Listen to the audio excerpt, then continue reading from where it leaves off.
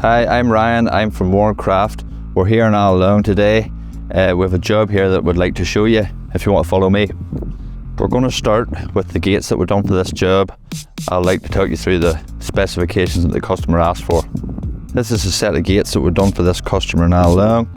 It's a 50mm box section frame in anthracite grey to match the windows in the house and also to match in with the staircase that were done in the house. We added timber for privacy, but we also added these gaps just to let the wind through.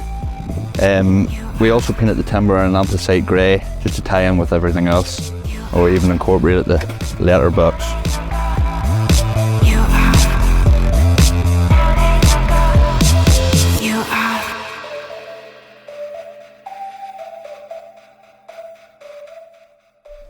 This is a staircase that we completed for a job in Annalong.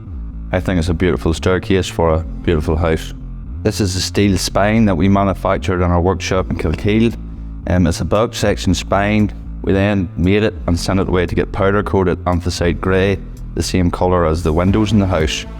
I think it matches the house really well, tying in with everything else.